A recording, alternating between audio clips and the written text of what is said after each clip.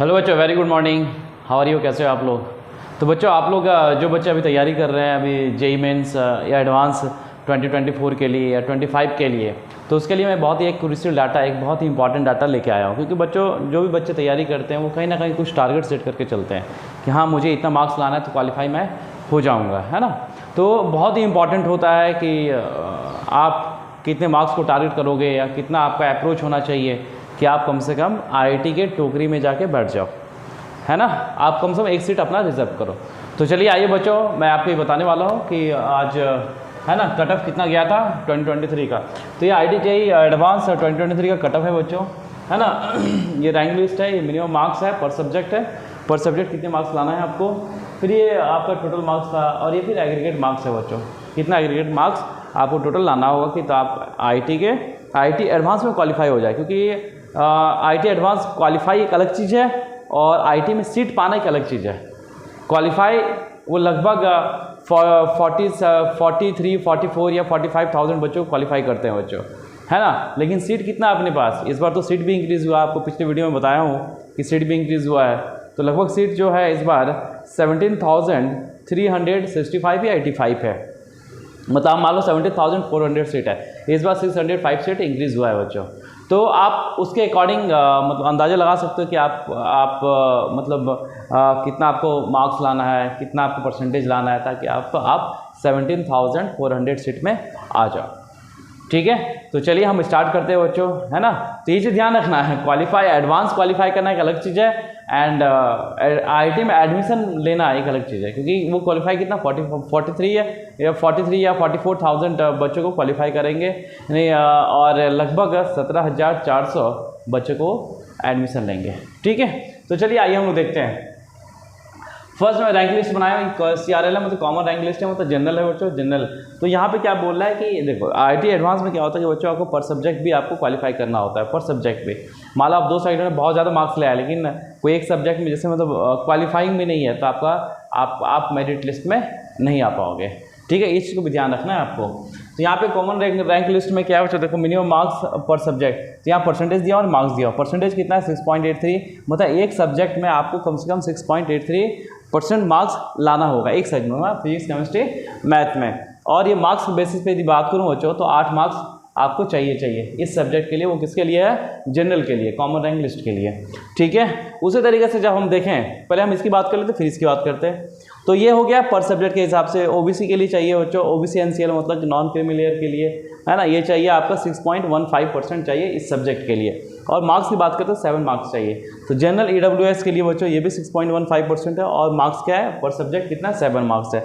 SC ST CRL देखो, PWD है ना, ये यहाँ तो देखो, तो यहाँ सबके लिए कितना चाहिए 4 मार्क्स चाहिए। कितना चाहिए 4 मार्क्स चाहिए। बस एक प्रिपरेटरी कोर्स होता है आईआईटी के लिए, तो वो 1 साल क्या करते हैं वहाँ पे आईआईटी में, वो 1 साल प्रिपेयर कराते हैं। प्रिपरेटरी कोर्स उसे करते हैं, 1 साल प्रिपेयर कराते हैं आईआईटी के लिए, फिर वहाँ पे वो क्वालिफाई करते हैं, फिर वहाँ पे वो एडमिशन लेते हैं। यदि प्रिपरेटरी कोर्स करने के बाद भी यदि जेईई मेंस और एडवांस क्लियर नहीं कर पाएगा तो वो एडमिशन नहीं लेगा। तो आईआईटी प्रिपरेटरी कोर्स भी कराता है, तो उसके लिए परसेंटेज मार्क्स है 1.17%। और कितना है ये मार्क्स, कितना है 2 मार्क्स है। क्लियर है। चलिए अब हम एग्रीगेट मार्क्स की बात करें, तो एग्रीगेट मार्क्स की बात करें तो बच्चों ये एग्रीगेट मार्क्स कितना है। एग्रीगेट मार्क्स मतलब पीसीएम को मिला के, फिजिक्स केमिस्ट्री मैथ को मिला के ये 23.89% है ना। ये आया 86 मार्क्स आया। यदि आप 86 मार्क्स एग्रीगेट लाते हो आईआईटी एडवांस में, तो आप क्या हो, एडवांस क्वालिफाई कर गए, मतलब आप क्वालिफाई कर गए, आपको वो सर्टिफिकेट मिलेगा कि आप क्वालिफाई कर गए। ठीक है, और ये जो परसेंटेज है बच्चों, ये जो परसेंटेज है वो कितने में है, आउट ऑफ 360 मार्क्स पे, 360 मार्क्स में। तो फिजिक्स में क्या 120 मार्क्स का है, केमिस्ट्री में 120 है, और मैथ भी 120 मार्क्स का है। फिजिक्स में जो 120 मार्क्स है वो उसमें मतलब हर सब्जेक्ट में क्या हो, पेपर 1 पेपर 2 होगा बच्चों, है ना, पेपर 1 एंड पेपर 2। तो फिजिक्स में पेपर 1 एंड पेपर 2 है, और इस सब्जेक्ट में कितना आएगा 60 क्वेश्चन आएंगे, है ना, 60 क्वेश्चन आएगा बच्चों। और ये आपका ये 3 आवर्स नहीं है ना। तो पेपर 1 में P1 P2 होगा। फिर केमिस्ट्री में मतलब एक पेपर होगा सुबह, एक पेपर होगा शाम में। तो एक पेपर होगा 3 घंटे का, फिर पेपर 1 होगा 3 घंटे का, पेपर 2 कितना होगा, फिर वो भी 3 घंटे का। पेपर 1 में क्या होगा, फिजिक्स केमिस्ट्री मैथ होगा, और पेपर 2 में भी क्या होगा, पीसीएम होगा। ठीक है, तो सब में क्या पेपर 1 पेपर 2 है, इसको ध्यान रखना। इसको हम ऐसा नहीं लिखेंगे, यदि मुझे लिखना है तो हम ऐसे लिख सकते हैं बच्चों, है ना, पेपर 1 एंड पेपर 2। पेपर 1 3 घंटे का होना है और ये भी 3 घंटे का होना है। ये 180 मार्क्स का होगा बच्चों, ये भी 180 मार्क्स का होगा। यदि हम इस सब्जेक्ट की बात करें तो 60 मार्क्स पर पेपर। ठीक है, तो ये है आपका मतलब टोटल मार्क्स 360 है, उसमें इतना ये आपका 120 मार्क्स है, 60 क्वेश्चन है, 60 ले लो तो 120 क्वेश्चन हो गया आपके, हाँ पेपर 1 और पेपर 2 मिला के 120 क्वेश्चन हो गए। ठीक है, तो चलिए अब एग्रीगेट कितना मार्क्स आपको एग्रीगेट लाना है और सब सब्जेक्ट को मिला के तो आप क्वालिफाई करें। तो ये जनरल के लिए 23.89% है बच्चों, और मार्क्स कितना है 86 मार्क्स है। उससे ओबीसी एनसीएल के लिए तो 21.50 है, मार्क्स कितना है 77 मार्क्स पे आपका रैंक मतलब आप क्वालिफाई कर जाओगे एडवांस। ये जरूरी नहीं कि आपको आईआईटी मिल जाए। ठीक है, फिर जनरल ईडब्ल्यूएस में तो 21.50 है बच्चों, ये भी 77 मार्क्स का ही है। एससी एसटी के लिए कितना है, एससी के लिए 43 है, 11.95% है, और 11.95% है एसटी के लिए भी 43 मार्क्स है।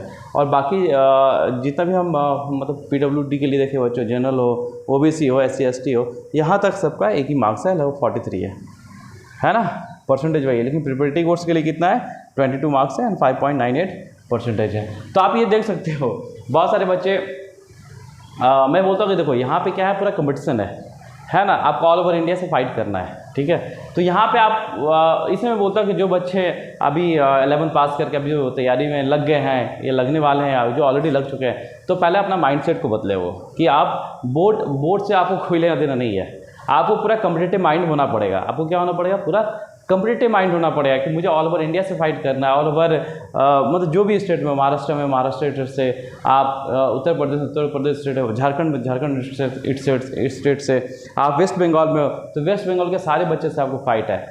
तो आपको पहले क्या करना है कि आपका माइंडसेट आपको चेंज करना है, कि आपका माइंडसेट आपको कंपटीशन माइंडसेट में बदलना है, तभी आप कुछ कर सकते हो। जैसे बोर्ड में लाते हैं बच्चे 99% लाते हैं, 93, 94, 85, 80 से बहुत खुश हो जाते हैं, कोई फ़ायदा नहीं है। हाँ, फ़ायदा है कि आपको कौन सा मिनिमम 75% मार्क्स आपको मेंटेन करना है, मिनिमम, है ना। तो क्या है कि आपको स्कूल वाले परसेंटेज से आपको कोई मतलब नहीं है बच्चों, है ना। स्कूल वाले परसेंटेज से आपको कोई मतलब, आपको मेन क्या है, कंपटीशन में फाइट करके आपको वहाँ पे सिलेक्शन लेना है। तो देखो यहाँ पे आप देख सकते हो जनरल के लिए कितना है आपका 23.89, मतलब 24% ला लो। 24% यदि आप जेई एडवांस में ला दो तो आप क्वालिफाई कर जाते हो जेई एडवांस। आप देख रहे हो 24% वाले, तो ये चीज़ समझ में आया। लेकिन ये भी थोड़ा टफ है, आसान तो नहीं है। तो आप एक चीज़ ध्यान रखना कि कॉलेज स्कूल का नंबर, 10th का नंबर लेके आप बहुत उछलना मत, बिल्कुल शांत तरीके से अपना काम करते जाओ और कम्पिटिटिव माइंड के हिसाब से सोचो चीज़ों को और लगे रहो। ठीक है बच्चों, तो ये देखा गया, जनरल में देखा गया बच्चों, जो 86 मार्क्स में था उसमें जो रैंक बना है इसका 26,000 अप्रॉक्स बना है। ठीक है, तो चलिए बच्चों हम वीडियो को यहीं लास्ट करते हैं। जो हमारे वीडियो में बने रहे हैं, है ना, उनको कैसा लगा वो प्लीज़ कमेंट करके बताएं, और आपके लिए यूज़फुल था कि नहीं, है ना बच्चों। तो चलिए हैं, जो बच्चे हमारे साथ ऑनलाइन ऑफलाइन कैसे भी जुड़ना चाहते हैं हमसे जुड़ सकते हैं बच्चों। ठीक है, डिस्क्रिप्शन में मेरा नंबर दिया हुआ है, व्हाट्सएप नंबर दिया है, मुझे कॉल करें, मुझे व्हाट्सएप करें और हमारे साथ जल्द से जल्दी जुड़ें।